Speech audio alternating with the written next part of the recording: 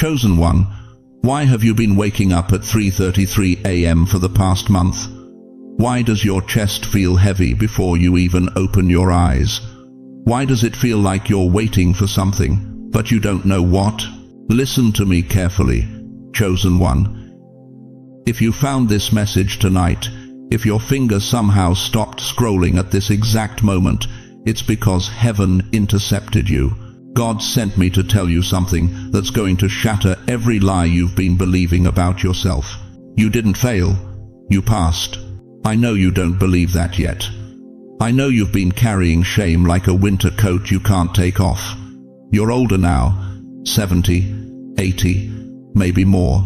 Your body aches in places you didn't know could hurt. The phone doesn't ring like it used to. Your children are too busy. Your grandchildren don't understand you. You sit in that chair, staring at the television, wondering if God forgot your address. You thought this season was punishment, but heaven calls it your final exam. And here's what breaks my heart. While you've been thinking you failed God, heaven has been grading your test. The sleepless nights, the financial pressure that won't let up, the loneliness that sits in your chest like a stone. That wasn't abandonment, beloved. That was your examination.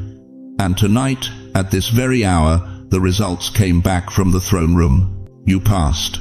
God sent me with a message so urgent, so specific, that if you miss it, you'll spend the rest of your days wondering what could have been. At 3:33 a.m., not 3:32, not 3:34, something is scheduled in the spirit realm. A coronation, your coronation. But you have to stay awake for it. You have to know what to do when that hour comes. Before we go deeper, and we're going deep tonight, I want to pause and thank every single one of you who has supported this message through super thanks. Your generosity means more than you know. You're not just giving, you're helping spread light to others who feel alone in their calling. Whether you give or not, I'm deeply grateful for your presence here. Your support, your time, your attention, it all matters. And if this message resonates with your soul, go ahead and sow that seed of faith. But right now, if something inside you is trembling, if you feel like this message was written specifically for you, I need you to do something. Type in the comments, I passed. I'm still here. That's not just a comment. That's your first act of faith tonight. That's you telling heaven you're ready to receive what's been prepared for you. Don't scroll away. Don't dismiss this as coincidence, because what I'm about to reveal in the next few minutes will explain why your life has been so hard, why you felt so forgotten, and why 3:33 a.m. keeps pulling you from sleep like a divine alarm clock. You didn't fail, God, chosen one. You passed. And tonight, even God himself is about to crown you. Why does your chest tighten when the sun goes down? Why does silence feel heavier than noise? Why do the walls of your home seem to whisper memories you're trying to forget? Because, chosen one, you've been living inside heaven's testing chamber for years, and you didn't even know you were being graded. Listen to me carefully. God didn't test you in a classroom with number 2 pencils and multiple choice questions. He didn't give you a written exam you could study for. No, beloved. Heaven tested you in the only place that matters, in the dark. In the moments when nobody was watching, in the seconds when you thought you were completely alone. He tested you when the doctor walked into that sterile room and said words that made your world stop spinning. When they told you about the tumor, the heart condition, the diagnosis that changed everything. And you sat there in that paper gown, 65 years of life flashing before your eyes, wondering if this was how it ends. But then you went home, got on your knees, and whispered through tears, "Not my will, but yours." Heaven marked that down. Grade, passed. He tested you when your spouse took their last breath, and suddenly half of your soul was gone. When you woke up the next morning and reached across the bed out of habit, only to find cold sheets where warmth used to be. When you had to learn how to cook for one instead of two. When holidays became reminders of what you lost instead of celebrations of what you have. When that chair in the living room stayed empty, but you couldn't bear to move it. But even through the fog of grief, even when your voice cracked and your hands shook, you still said grace over your meals. You still thanked God for the years you had instead of cursing Him for the years you lost. Heaven marked that down. Grade, passed. He tested you when your children stopped calling. When Mother's Day came and went with nothing but a generic text message. When your grandchildren grew up through Facebook photos instead of Sunday dinners. When you realized you'd become an obligation instead of a priority. When Father's Day meant sitting alone, wondering what you did wrong, replaying every mistake you made as a parent, questioning if you failed the people you loved most. But instead of becoming bitter, instead of writing them off, instead of giving up on them, you kept praying every single night. Their names on your lips, even when yours wasn't on theirs. Heaven marked that down. Grade, passed. God's exam room wasn't a building with fluorescent lights and academic standards. Heaven's exam room was your living room at midnight, when insomnia held you hostage and anxiety whispered that you'd be forgotten. It was your kitchen table at 3 a.m. when you couldn't sleep, so you opened your Bible with trembling hands, searching for promises to hold on to. It was your pillow soaked with tears that nobody saw, prayers that nobody heard except the one who counts every single one. And here's what breaks my heart. Here's what the enemy has been hiding from you all this time. While you were crying those tears, while you were whispering those prayers, while you were choosing faithfulness in the dark when no spotlight was shining on you, you thought you were failing. You thought God was disappointed in you. You thought maybe He was mad at you for not being stronger, for not having more faith, for not being the saint you thought you should be. You thought, maybe God's mad at me. Maybe I should pray more. Maybe I should read my Bible more. Maybe if I was a better Christian, life wouldn't be this hard. You thought, maybe I missed my chance when I was younger. Maybe I should have gone into ministry. Maybe I should have done more for God when I had energy, when I had time, when I had opportunity. You thought, maybe I wasted my life. Maybe I spent too many years chasing the wrong things. Maybe I failed at the only test that mattered. But beloved, let me tell you what heaven was writing while you were thinking those thoughts. The enemy called it wasted time. God calls it evidence. Every time you forgave someone who never apologized, heaven marked it down. Every time you blessed people who cursed you, God recorded it. Every time you prayed over family members who never said thank you, it was documented in eternal records. Every time your body screamed in pain, but you still whispered, "Thank you, Lord," through gritted teeth, angels took notes.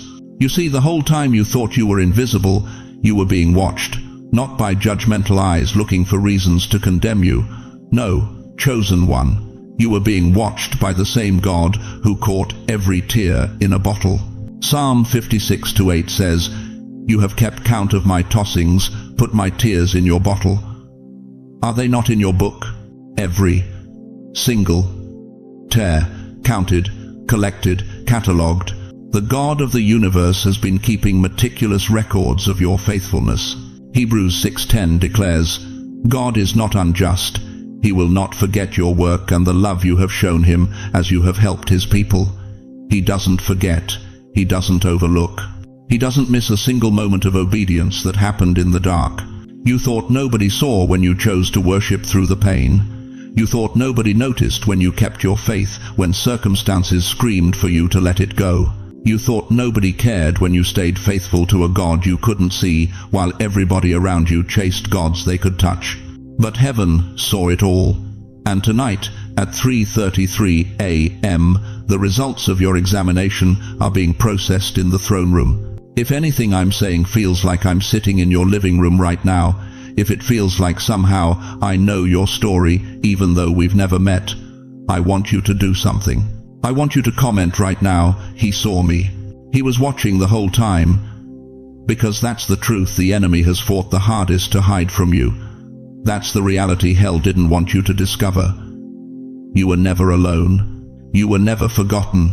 You were being tested, and every single day you kept going, you were passing. But here's what you need to understand as we move forward, chosen one. Passing the test was just the beginning. Because now comes something you never expected. Now comes the part where God doesn't just acknowledge your faithfulness, He rewards it. Stop everything you're doing right now and listen to what I'm about to tell you, because what happened in the courts of heaven 3 days ago is going to change everything you thought you knew about your life. Heaven already met about you. The angels gathered, the books were opened, your name was called, and while you were sitting in your living room wondering if God had given up on you, the Almighty was reviewing every tear you've cried, every prayer you've whispered, every night you barely made it through. The ledgers were examined, the scrolls were unrolled. Every moment of your 70, 80, 90 years was laid out before the throne. And then the gavel fell. The verdict came down from the highest court in existence, and it wasn't what you expected. It wasn't what the enemy told you it would be. It wasn't what your doubt whispered in your ear at 2 a.m. when you couldn't sleep. The stamp hit the file. The papers were signed. The decision was final. You passed. I need you to hear me clearly, chosen one. Passing doesn't mean you never cried. It doesn't mean you never doubted God in the dark. It doesn't mean you got everything right, or that you never questioned whether He was listening. Passing means something the world will never understand. It means you never walked away. Every time you felt like quitting, but whispered one more prayer instead that was counted. Every time fear gripped your chest, but you still called on His name that was recorded. Every time your faith felt paper thin, but you didn't abandon Him, heaven was taking notes. You see, the enemy has been lying to you. He's convinced you that those weak moments were failures. He's made you believe that your tears were evidence of your defeat. He's whispered that your struggle meant you weren't faithful enough, strong enough, holy enough. But let me tell you what heaven saw. When you brought your fear to God instead of running from Him, that's what impressed the throne room. When you showed up broken but honest, that's what made the angels lean in. When you said, God, I don't understand, but I trust you anyway, that's when your name was written in gold. The very nights you thought you were failing God were the nights you were impressing heaven the most. Let that land in your spirit right now. The moments you felt weakest were actually your strongest testimonies. The times you felt most forgotten were when heaven was watching most carefully. Every tear that fell from your eyes at the kitchen table, every desperate prayer you cried in the car, every sleepless night when you wrestled with God, it all counted. You passed. You passed. You passed. Look at what the Apostle Paul declared in 2 Timothy chapter 4, verses 7 and 8. He said, I have fought the good fight. I have finished the race. I have kept the faith. Now there is in store for me the crown of righteousness, which the Lord, the righteous judge, will award to me on that day. Did you catch that? The righteous judge. Not a harsh judge, not a condemning judge. The righteous judge who sees everything, your failures and your faithfulness, your falls and your getting back up, your doubt and your decision to believe anyway. And that judge just issued his verdict over your life. But here's what's going to shock you. The passing grade wasn't based on perfection, it was based on perseverance. Heaven wasn't looking for people who never fell down. Heaven was looking for people who fell down and still reached up. God wasn't searching for believers who never questioned Him. He was searching for believers who questioned Him but never abandoned Him. Your grandmother understood this. She's in that cloud of witnesses right now, and she's nodding her head saying, yes, Lord, that's my baby. They made it. Your parents who went before you, they're standing at heaven's balcony watching this moment, tears streaming down their faces because they see what's about to happen to you. The file is stamped. The verdict is final. But the ceremony hasn't happened yet. See, there's a difference between passing the test and receiving the crown. There's a space between the verdict and the coronation. And that's why 3:33 a.m. keeps pulling you from sleep. That's why you can't rest at night. That's why something in your spirit has been restless for weeks. Because you're standing in the gap between the passing and the crowning. And if you don't know what to do at that appointed hour, you might miss the very moment heaven has been preparing for decades. Don't click off this video now. Don't tell yourself this is just another sermon. Don't dismiss this as coincidence or chance. because in a few minutes I'm going to tell you exactly what to do at 3:33 a.m. tonight so you don't miss what's already been signed in your favor. The verdict has been read, the decision has been made, but the crowning hasn't happened yet. And I'm telling you right now, share this message with someone older, someone tired, someone who thinks it's too late for them. Their name might be in the same file as yours. They might be scheduled for the same coronation. You could be the last voice they hear before they finally understand that they didn't fail God. They passed. But now comes the part that will change everything. Now comes the revelation of what that crown actually means, and why the enemy has been fighting so hard to keep you from this moment. Some of you have been waking up at 3:33 a.m. for weeks now, maybe months. You lie there in the dark, staring at that glowing clock on your nightstand, and you tell yourself it's just anxiety. It's just your age. It's the medication. It's your bladder. It's your mind racing about bills you can't pay, children who won't call, a body that's betraying you one ache at a time. But what if I told you it's none of those things? What if I told you that 3:33 a.m. isn't a curse, it's a summons? Listen to me carefully, chosen one. When you wake up at that exact hour, when your eyes snap open in the darkness and you can't explain why, you're not losing your mind. You're being called into court, heaven's court, and the judge who never sleeps has been waiting for you to show up. You see, the world thinks nighttime is for rest, but Scripture tells us something different.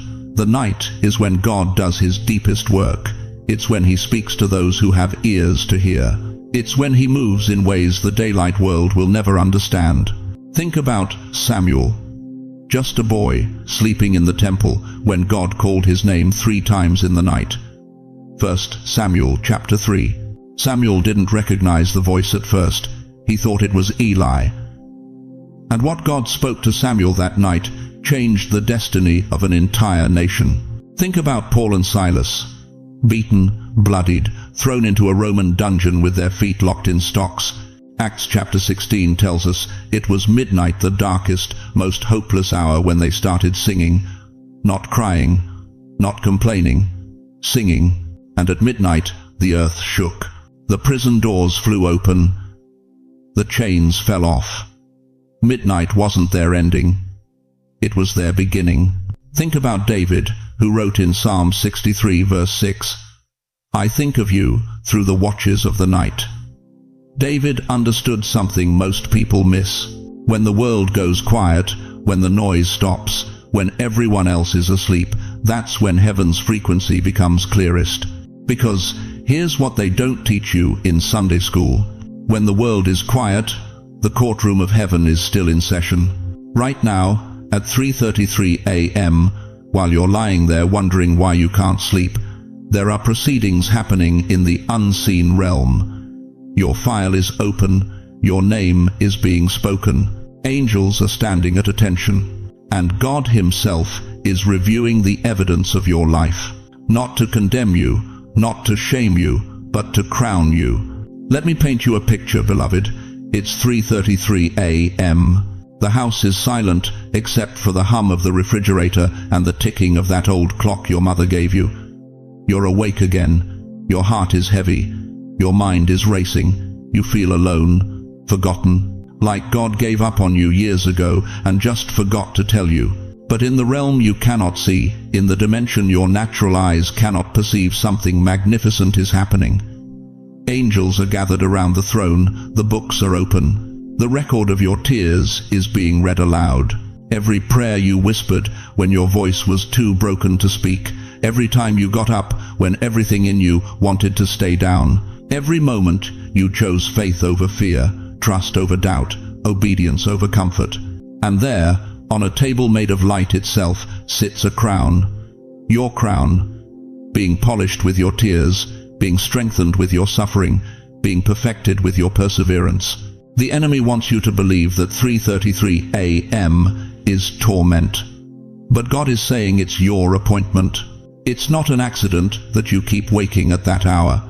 It's a signal, a divine alarm clock.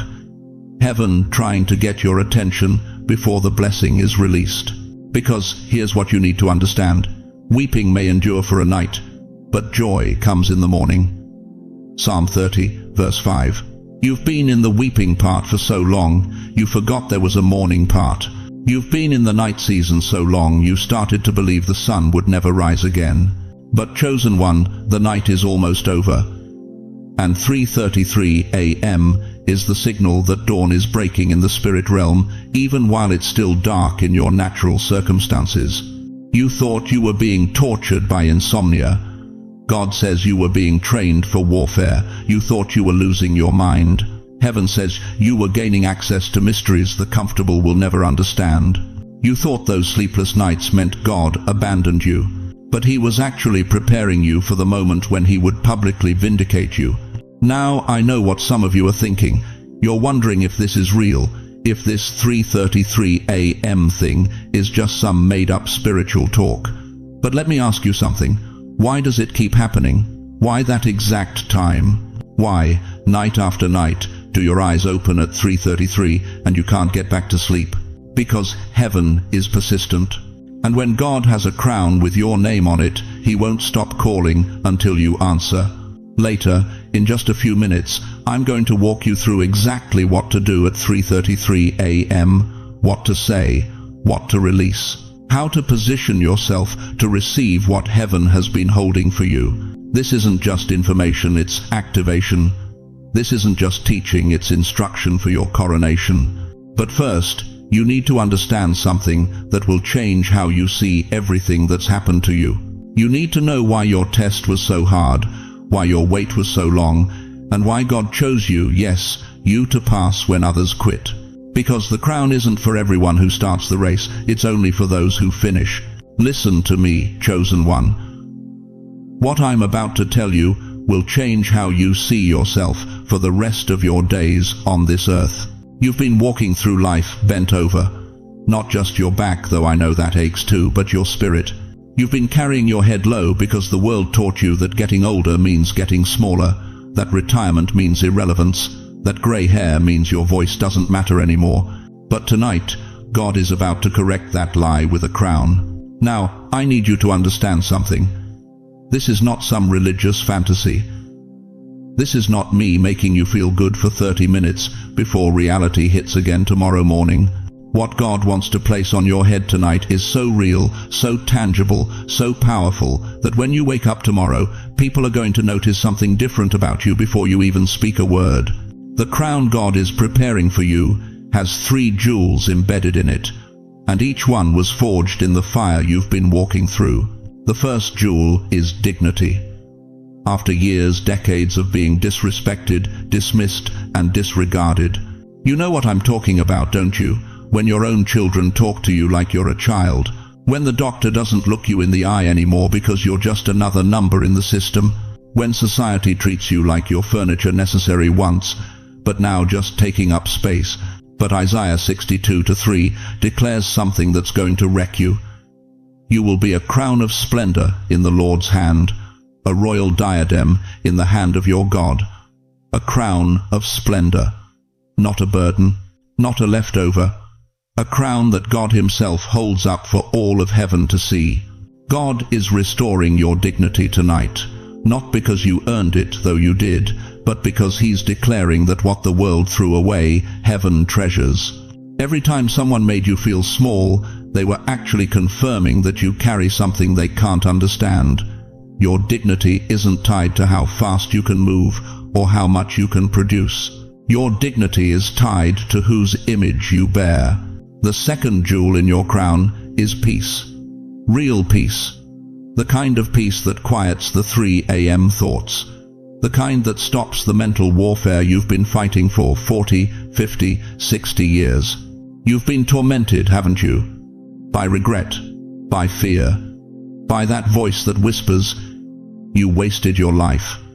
You failed your children. You're going to die alone and forgotten. The enemy has been running the same horror movie in your mind on repeat, and you're exhausted from watching it. But listen to what Proverbs 16:31 says. Grey hair is a crown of splendor. It is attained in the way of righteousness. That grey hair you see in the mirror, that's not decay. That's your crown being woven, strand by strand, through every righteous choice you made when it would have been easier to quit. Every time you chose faith over fear. Every time you got on your knees instead of giving up. Every time you blessed when you could have cursed.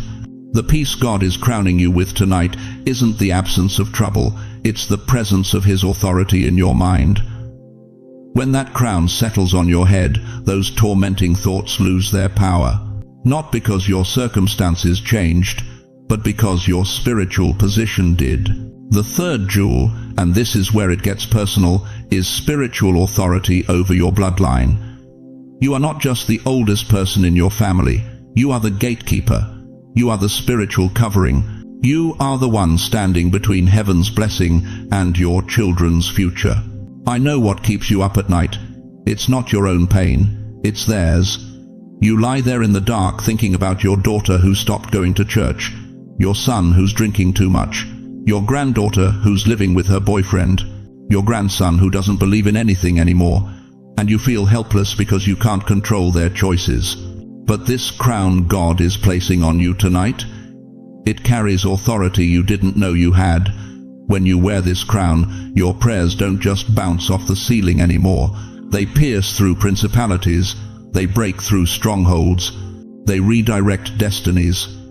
Because God is saying, I'm honoring what you've sown in secret, and I'm extending your obedience into their future. You are not a burden to your family. You are the pillar. You are not the leftover. You are the foundation. You are not fading into irrelevance. You are rising into your final and most powerful assignment. Every tear you cried over your children, that was intercession. Every night you couldn't sleep because you were worried about them, that was spiritual warfare. Every time you chose to pray instead of panic, you were building a hedge of protection around their lives that the enemy cannot penetrate. This crown makes it official. Heaven is saying, your faithfulness in the hidden place has earned you authority in the heavenly places. Right now, even as you're hearing these words, I want you to do something. Lift your chin. Just a little. I don't care if you're sitting in your living room alone or lying in your bed. Lift your chin. That's not pride. That's you agreeing with heaven's view of who you are. That's you receiving the crown that's been prepared since before you were born. If this is hitting your spirit like lightning, if something inside you is breaking free from years of shame and smallness, write this in the comments right now. I receive my crown. My age is not a curse. It's my authority. Because, beloved, what I'm about to show you next will prove that this crown isn't just symbolic. It's legal. It gives you access to realms in the spirit that have been locked until this very hour. And at 3:33 a.m. that access becomes active. But first, you need to understand why the enemy has been fighting you so hard. Now let me tell you something that's going to make everything click into place. Something that's been eating at you for months, maybe years. And if you can receive this truth, really let it sink into your bones, it's going to change how you see every attack you've endured. Right after you forgave that person who destroyed you. Right after you got on your knees and said, Lord, I trust you even though I don't understand. Right after you made the decision not to give up, not to walk away, not to let bitterness win. What happened next? It got worse. The attacks increased, the pain intensified, the loneliness became unbearable, your health took a nosedive, your finances hit rock bottom. The very people you thought would stand with you turned their backs. And you sat there in that dark room at 2 a.m, tears streaming down your weathered face, asking the question that almost broke you. God, did I do something wrong? That question has been torturing you, hasn't it? You thought obedience was supposed to bring relief. You thought passing the test meant the storm would stop. You thought if God was truly with you, things would get easier, not harder. So when everything fell apart right after you surrendered, you started doubting everything. Maybe you misheard God. Maybe you failed after all. Maybe this whole faith thing was just a beautiful lie you told yourself to survive. But beloved, let me blow that deception out of the water right now. Hell doesn't waste heavy artillery on people who already failed the test. The devil doesn't mobilize his most vicious demons against someone who's already defeated. Think about it. Why would the enemy burn through his resources attacking someone who's already given up? He wouldn't. He saves his worst attacks for those who are about to graduate. You only felt that level of warfare because heaven had already approved your promotion. Let me say that again because I need you to hear it. The pressure you felt wasn't confirmation that you did something wrong. It was confirmation that you did something right. The darkness that followed your obedience wasn't God abandoning you. It was hell panicking because they saw the file on God's desk with your name on it, stamped approved. Think about a final exam. The hardest questions don't come at the beginning when you're fresh and confident. They come at the end when you're tired, when your hand is cramping, when you just want to be done. That's by design. Those final questions separate those who truly know the material from those who just memorized enough to get by. Your final questions came disguised as unbearable circumstances. The death that shouldn't have happened. The diagnosis that made no sense. The betrayal from the one person you thought would never leave. The financial collapse when you were finally trying to do things right. Those weren't punishments, chosen one. Those were the last questions on your exam, and you answered them not with your words, but with your refusal to quit. Every morning you got out of bed when staying down would have been easier, that was an answer. Every time you whispered, "I still trust you," when your heart was screaming the opposite, that was an answer. Every moment you chose to keep breathing when giving up felt like mercy, that was an answer. And heaven graded every single one. Here's what the enemy didn't count on. He thought if he hit you hard enough right after your surrender, you'd assume God betrayed you.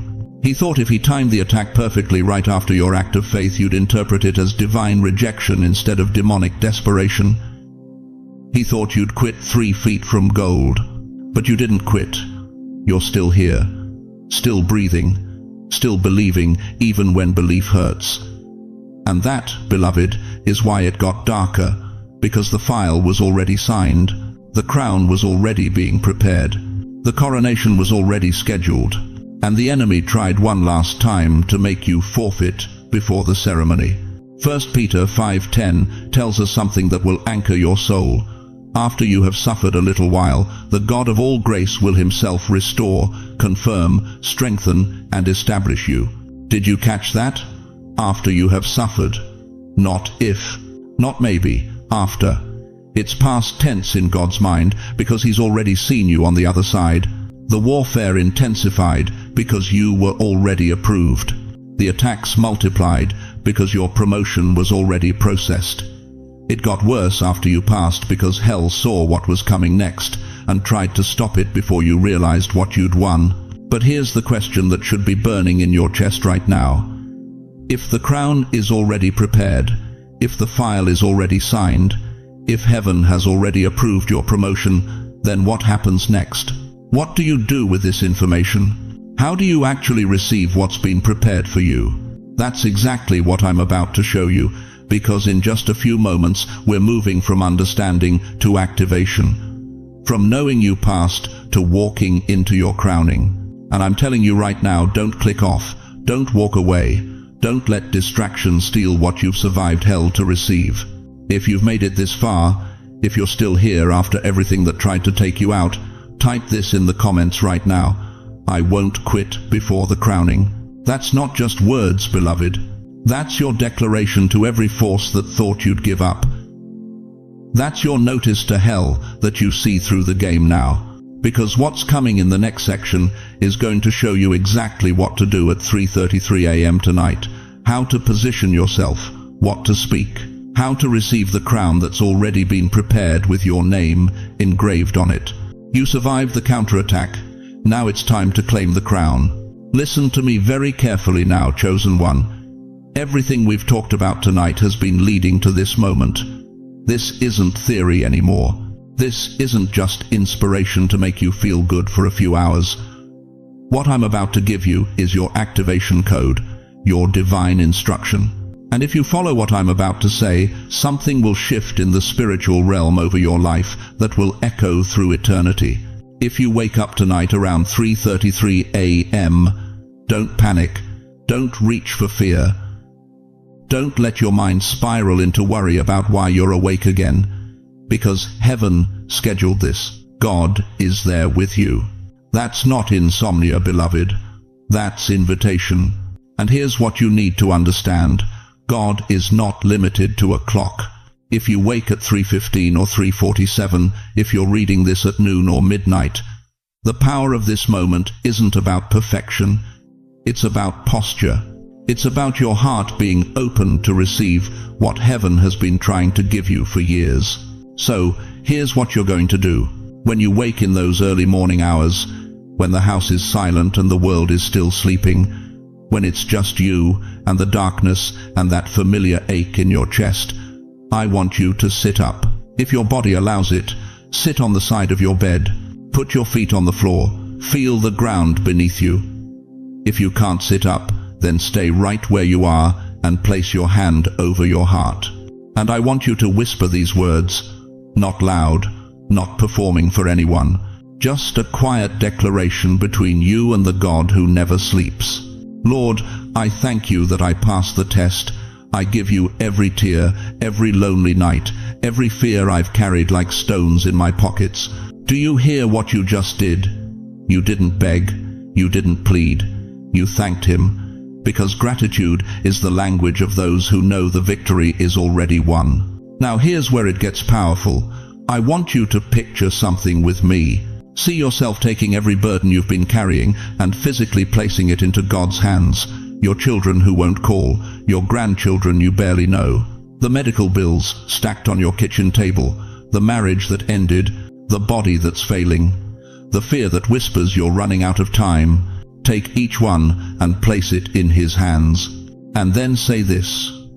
Say it slowly. Let every word land in your spirit like a seed in fertile ground. God, tonight I stop trying to carry what was never mine to carry. I lay down the guilt. I lay down the regret. I lay down every what if and if only. I receive the verdict from heaven. I passed. You passed, beloved, not because you were perfect, not because you never stumbled, but because you kept getting back up, because you're still here. Because every morning you opened your eyes was an act of defiance against every force that tried to destroy you. But we're not done yet. Because now comes the moment you've been waiting for your entire life. I want you to close your eyes right now. Yes, right now, even if you're watching this video. Close your eyes and see this with your spiritual vision. Picture Jesus standing beside your bed, not the religious painting Jesus, the real Jesus. The one with scars on his hands because he knows what it costs to survive hell and still love. The one who sees every line on your face and calls them beautiful. The one who's been walking with you through every valley you thought you were walking alone. And watch him. Watch as he reaches toward you with nail-scarred hands. Watch as he gently places a crown on your head. Not gold, not jewels, but something far more valuable. A crown of peace that surpasses understanding. A crown of honor that restores your dignity. A crown of authority over every generational curse that's tried to destroy your bloodline. Now say it out loud. Even if your voice shakes, even if you don't fully believe it yet. I receive my crown. My age is my anointing. My story is not over. Say it again, louder this time. I receive my crown. My age is my anointing. My story is not over. Do you feel that? That's not emotion, dear one. That's recognition. Your spirit recognizing what heaven has been declaring over you while the world was calling you forgotten. But here's what most people miss about the crown. The crown on your life tonight is not just for you. It's for everyone connected to you. Every child who carries your name, every grandchild who carries your blood, every generation that will come after you. So now I want you to do something that's going to activate the authority of that crown. At 3:33 a.m. or whatever hour God wakes you, I want you to whisper names, your children's names, your grandchildren's names, even the ones who don't call, even the ones who walked away, even the ones who broke your heart. Speak their names into the darkness, not with sadness, not with desperation, with authority. Because you're not begging anymore, chosen one. You're releasing royal decrees as a crowned son, as a crowned daughter of the Most High God. Say their names and then say this: I bless you with the favor that rests on my life. I break every chain that has held you. I decree breakthrough where there has been breakdown. I speak life where there has been death. That's not wishful thinking. That's the authority of someone who passed the test and received the crown. James 5:16 tells us, the prayer of a righteous person is powerful and effective. You are that righteous person, not because you're perfect, but because you persevered. The crown on your head tonight changes everything. It changes how you pray. It changes how you speak. It changes how you see yourself. You are no longer a victim of circumstances. You are a victor crowned by heaven itself. But the question that will determine whether this moment becomes your transformation or just another message you watched is this: will you actually do it? Will you stay awake for your coronation? Or will you let fear convince you it's too simple, too mystical, too good to be true? Because, beloved, what's waiting for you at 3:33 a.m. isn't just peace, it's power. Let me tell you what happens when God crowns somebody for real. You walk into your kitchen tomorrow morning, and something's different. The air feels lighter. You pour your coffee, and for the first time in months, maybe years, that crushing weight isn't pressing down on your shoulders. You look out the window at the same tree you've stared at 1,000 times, but today it looks like it's been painted in brighter colors. Your daughter calls, same conversation you've had 100 times before, but this time, halfway through, she stops mid-sentence and says, "Mom, are you okay? You sound, I don't know, different." She can't put her finger on it, but she feels it. She hears something in your voice that wasn't there last week. You sit in the waiting room at the doctor's office. Everyone around you is fidgeting, scrolling through their phones, radiating that low-grade anxiety that fills medical buildings like fluorescent light. But you're calm. Not pretending to be calm. Actually calm. The woman next to you, half your age, keeps glancing at you like she's trying to figure out what medication you're on. She doesn't know you're not on anything. You're just wearing something she can't see. You're wearing your crown. Here's what I need you to understand, chosen one. When God crowns you, He doesn't hide it. He doesn't sneak it onto your head in the middle of the night and hope nobody notices. No, He lets other people feel it, even before they understand it. He changes the atmosphere around you so dramatically that people who haven't thought about you in years suddenly remember your name. Your grandchild looks at you twice when you walk into the room. "Grandma, did you do something to your hair?" "No, baby. Your hair's the same, but something about your presence just shifted the entire energy of this house, and that child's spirit is picking up on what their eyes can't explain." You go to church, maybe you haven't been in months because it started feeling empty, but this Sunday you walk in and the usher does a double take. "Good to see you," she says, but her eyes are saying something else. Her eyes are saying, "What happened to you?" The same words that used to trigger you don't land the same anymore. Your son-in-law makes that comment he always makes, the one that used to ruin your whole week. But today it bounces off you like rain off a windshield. You smile, you nod, and you move on. He's confused. He was expecting the usual reaction. Instead, he just witnessed your new authority swallowing an old wound. This is not you getting numb, beloved. This is not you giving up or checking out. This is the evidence that something fundamental has shifted in your spiritual architecture. The same memories that used to make you want to disappear now just make you grateful you're still here. You look at old photographs and instead of drowning in regret, you marvel at how far God has brought you. That's what a crown does. It changes your altitude. And when your altitude changes, the things that used to wound you can't reach you anymore. They're down there. You're up here. But let me tell you something else that's going to happen, and you need to be ready for it. Not everybody is going to be happy about this shift. Some people who fed off your brokenness won't know what to do with your peace.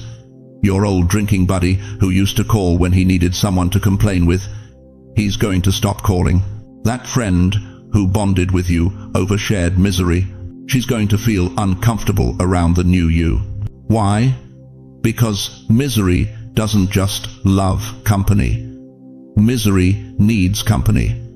And when you're no longer available to participate in the pity party, some people are going to quietly exit your life. Let them go. Your crown doesn't fit in small rooms anymore. You're not just different now. You're dangerous. Dangerous to the darkness that used to own your house. Dangerous to the spirits of depression that used to sleep in your guest room. Dangerous to the generational patterns that thought they had permanent residence in your bloodline. When you walk into a room now, demons have to relocate. When you speak now, your words carry a weight they didn't carry before.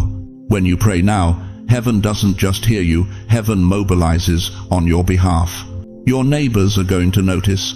They won't know what changed, but they'll feel it.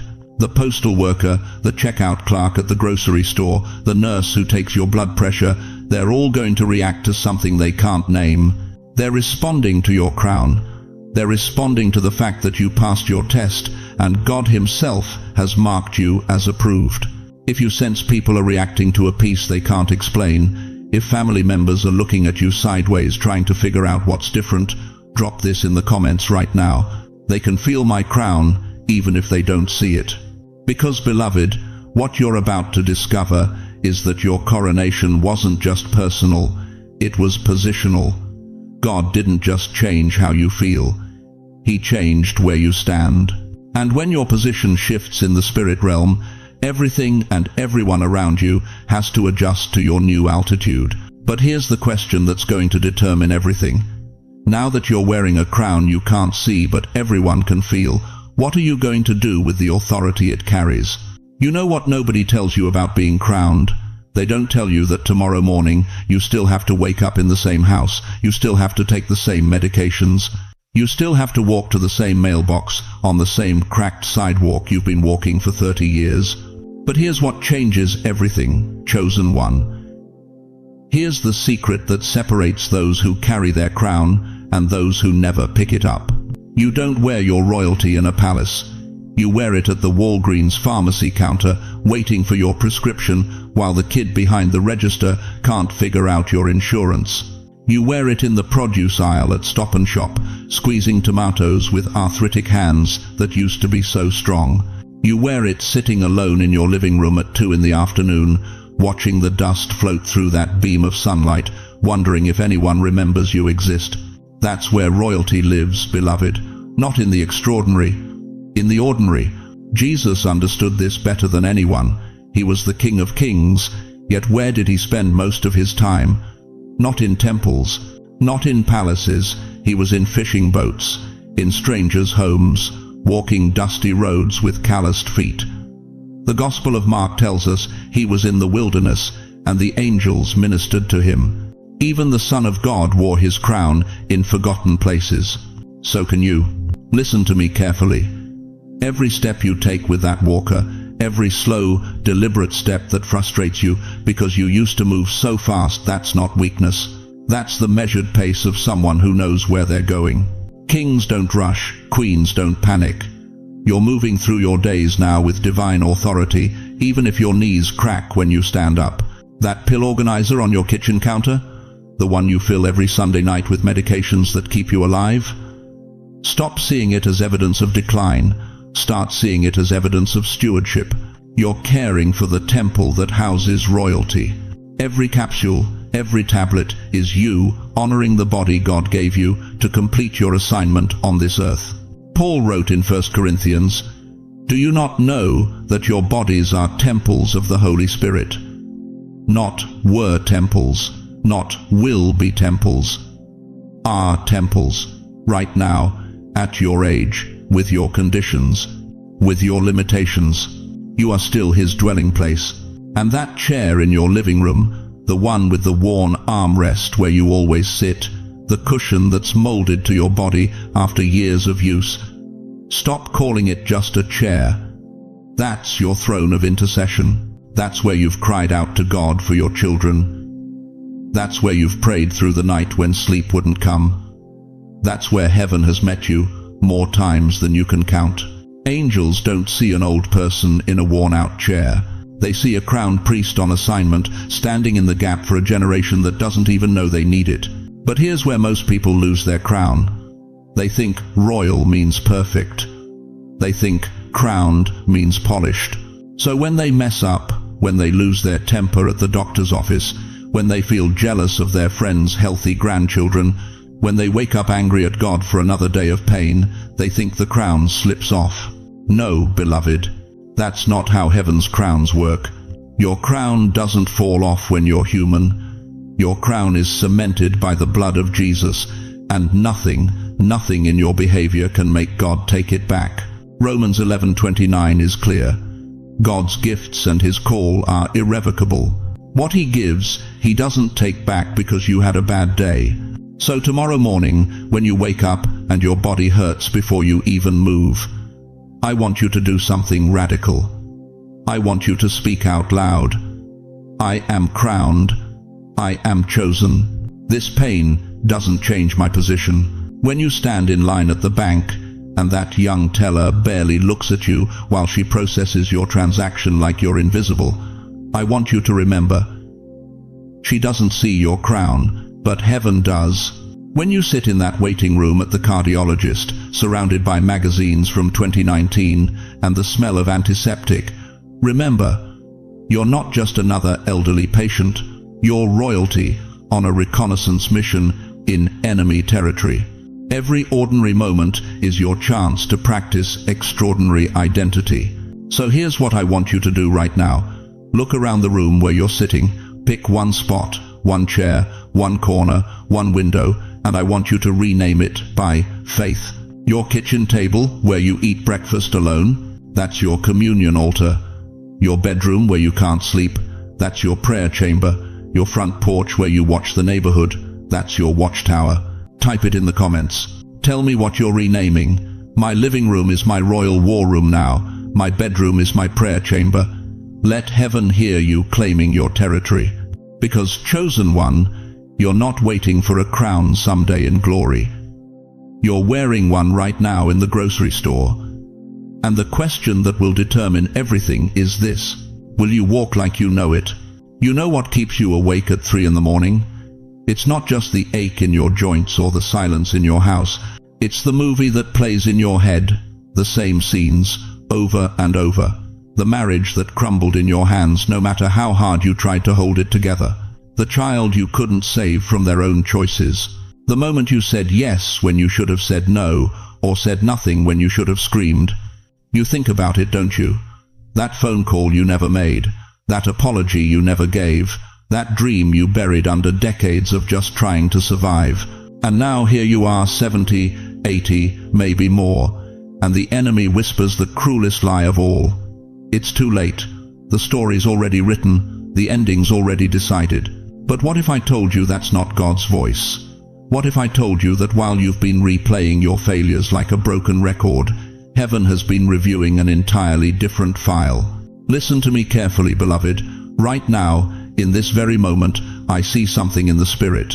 There's a room in heaven, a file room, and it has your name on the door.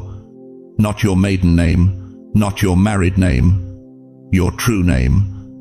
The one God whispered over you before your mother ever held you. And inside that room are files the enemy has been trying to keep you from seeing your entire life. You think God's been pulling up your divorce papers? No. He's been highlighting the night you prayed for your ex-spouse, even after they destroyed you. You think he's reviewing the times you failed your children? No. He's replaying the 1,000 small moments you chose to stay when leaving would have been easier.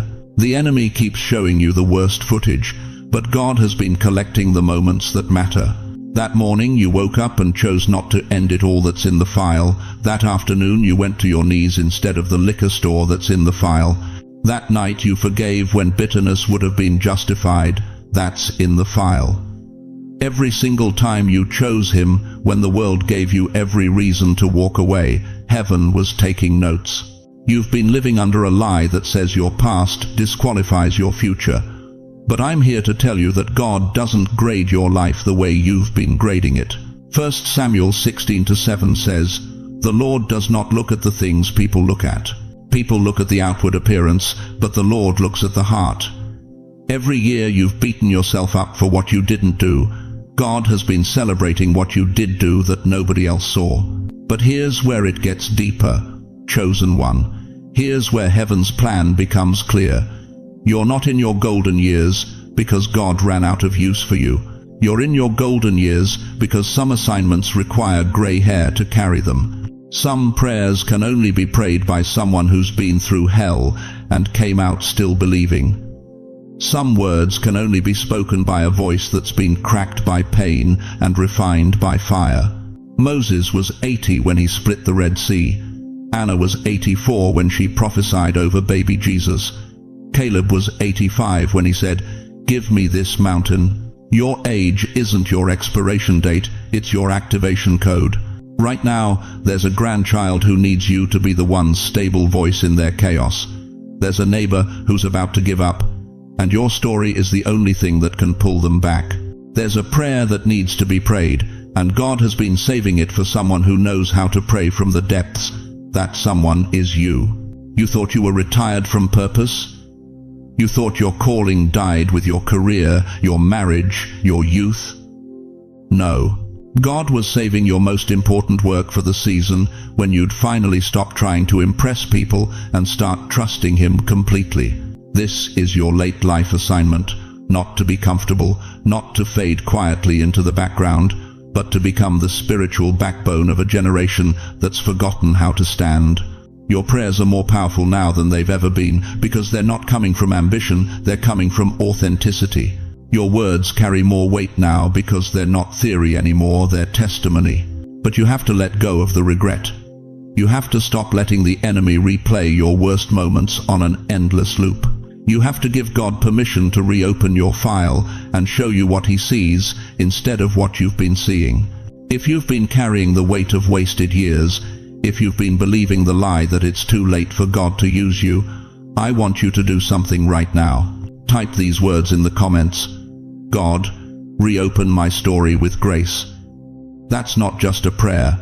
That's you telling heaven, show me the pages you like, not just the ones the enemy keeps showing me. Because, beloved, the past doesn't write the future when God holds the pen. And He's not done writing your story yet. You think this crown is just about you? You think God went through all this trouble, all these years of testing, all these nights of tears, all this refining fire just to make you feel better about yourself? No, beloved, that crown on your head isn't a trophy. It's an umbrella. Listen to me carefully. When God crowns a chosen one, He doesn't just change one life.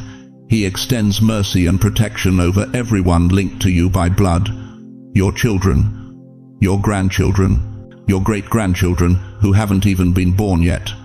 The moment heaven places that crown on your head at 3:33 a.m., something shifts in the spiritual atmosphere over your entire family line. You are a spiritual umbrella in a generational storm. Think about it. Right now, this very moment, you're carrying worry that's crushing your chest. You see your kids doing things you never raised them to do. Your son, who walked away from church 20 years ago and never came back. Your daughter making the same mistakes you made, but worse. Your grandson with those empty eyes, lost in a world of screens and substances you can't even name. You lie awake, wondering where you went wrong.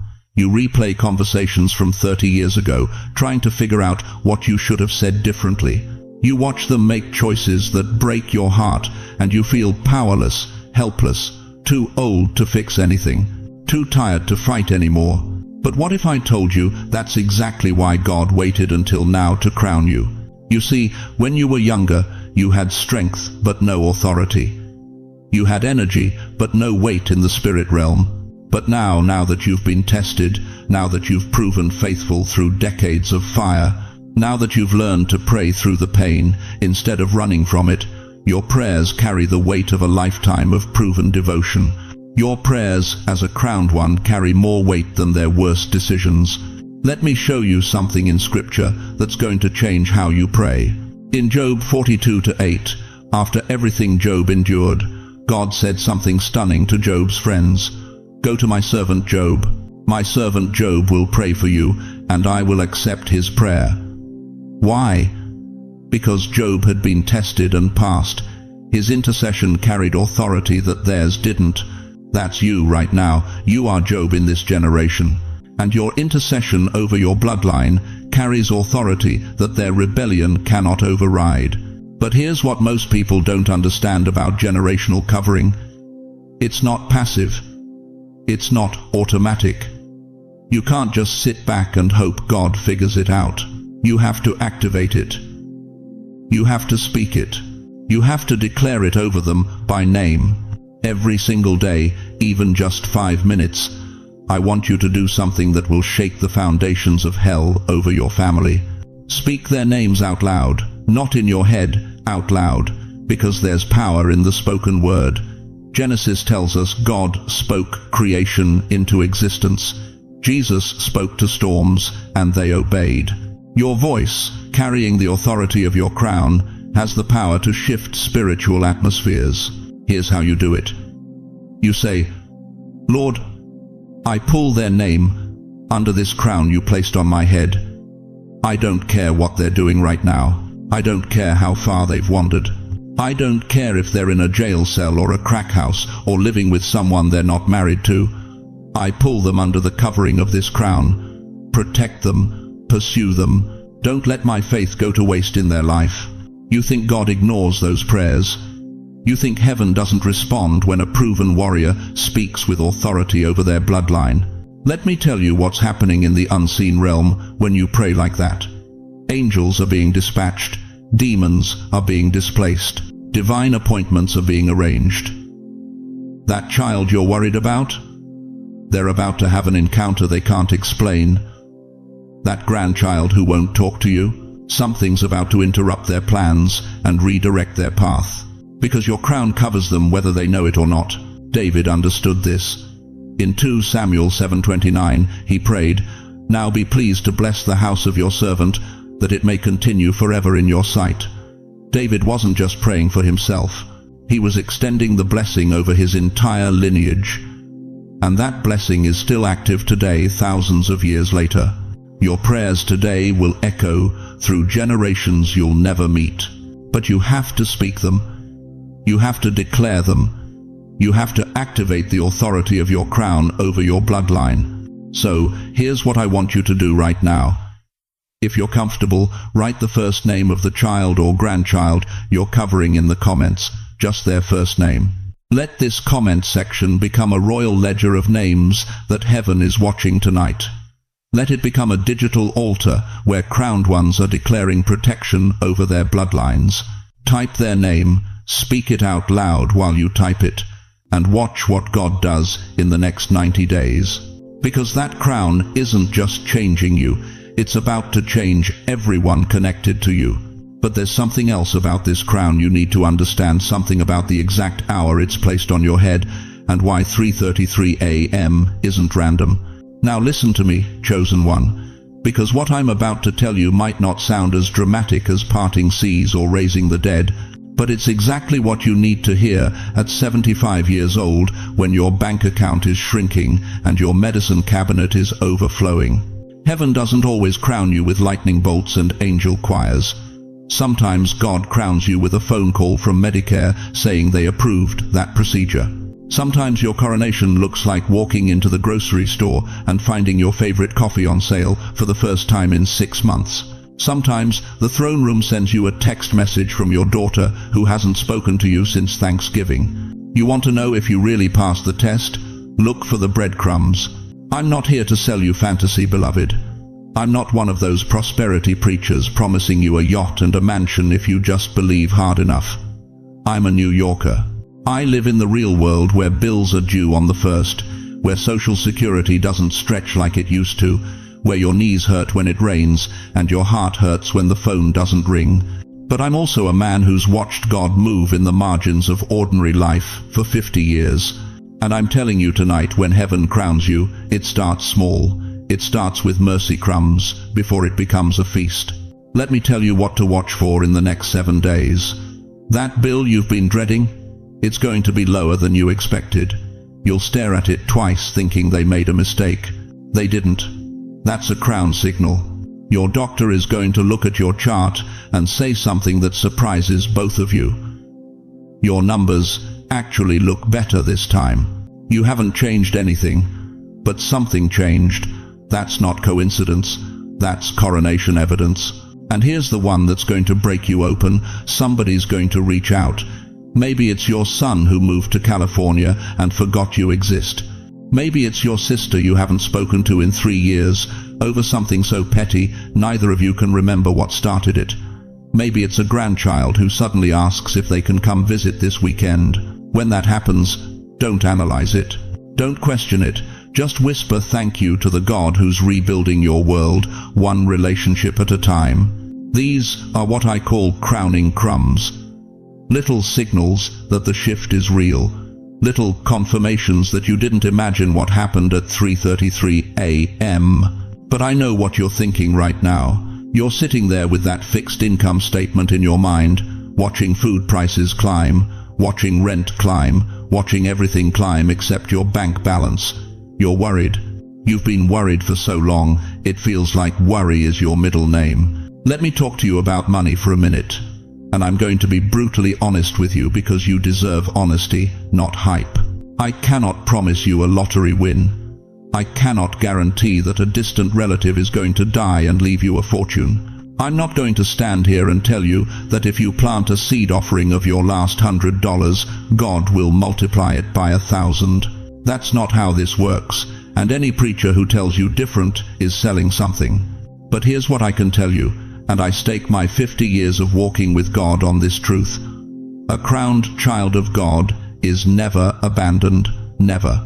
Not when you're 83 with arthritis in both hands. Not when your pension barely covers your medication. Not when you're eating the same meal 3 days in a row because you're stretching groceries until the next check comes. Deuteronomy 31:6 says it plain, He will never leave you nor forsake you, not might not probably won't, will never. That's a blood oath from the throne of heaven.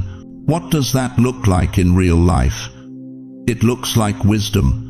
Wisdom to make your dollars stretch further than they should. It looks like unexpected help showing up from directions you didn't see coming.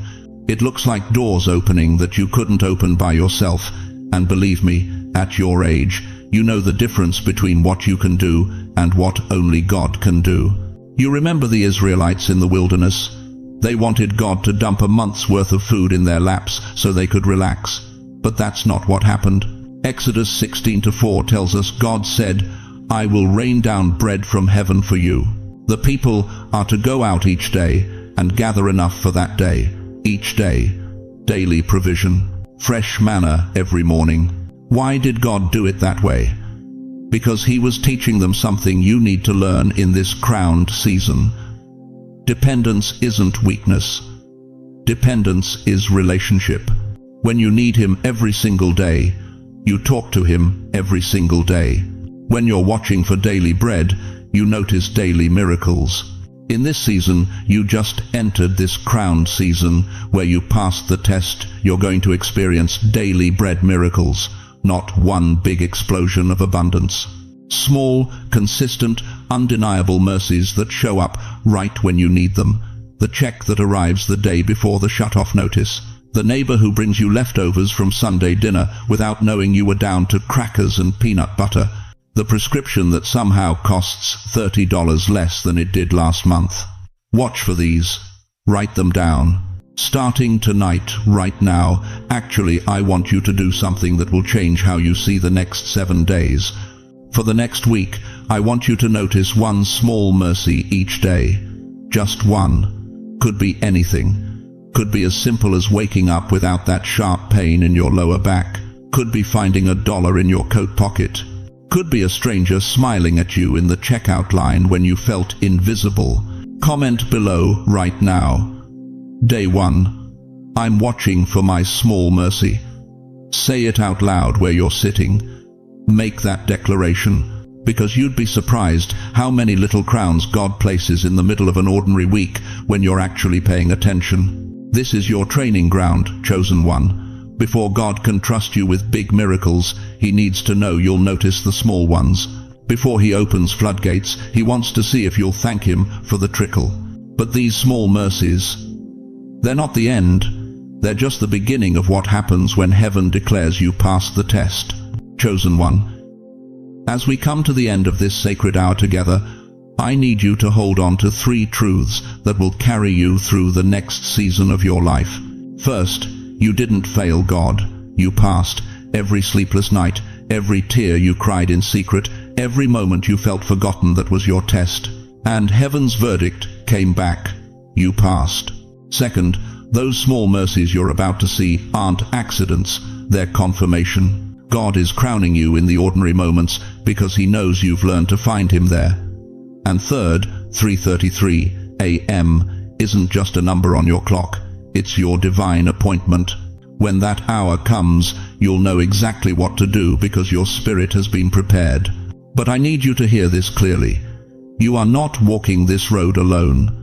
The God who woke you up at 3:33 a.m. is the same God who's ordering your steps right now. He hasn't brought you this far to abandon you at the finish line. Romans 8:31 says it plain. If God is for us, who can be against us? And beloved, He is for you. Every breath in your lungs is proof. Beyond that, you have this community. Look at these comments. Look at these hearts connecting across distance, across struggle, across pain. You're not alone. We see you. We understand you. And we will pray with you. So let me ask you this. Now that you know you passed, now that you understand your crown is waiting, what will you do differently tomorrow morning when you wake up? How will you walk when you know heaven has declared you victorious? Before you go, let me pray over you. Right now, wherever you are, close your eyes and let me speak over your life. Heavenly Father, I lift up every precious soul who has stayed with us through this entire message. Lord, you see them. You know their names, their struggles, their secret fears. Tonight, I ask you to place your hand on their shoulders and remind them they are not forgotten. God, open doors no man can shut. Send the small mercies they need to believe again. Heal their bodies where medicine has failed. Restore relationships that seem beyond repair. Provide for their needs in ways that leave no doubt you are still moving. Meet them at 3:33 a.m. with the peace that passes understanding. Crown them publicly with the favor they've earned privately. Give them strength for tomorrow, hope for next week, and faith for the years still ahead. Let them sleep tonight, knowing they are loved, they are chosen, and they have passed every test heaven set before them. In Jesus' mighty name, Amen. Now, I want to hear from you. Drop a comment below and tell us what resonated most with your spirit tonight.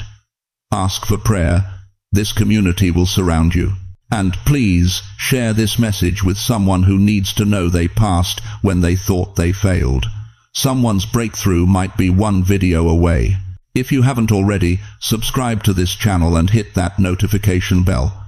This isn't just content, this is your spiritual family gathering every week.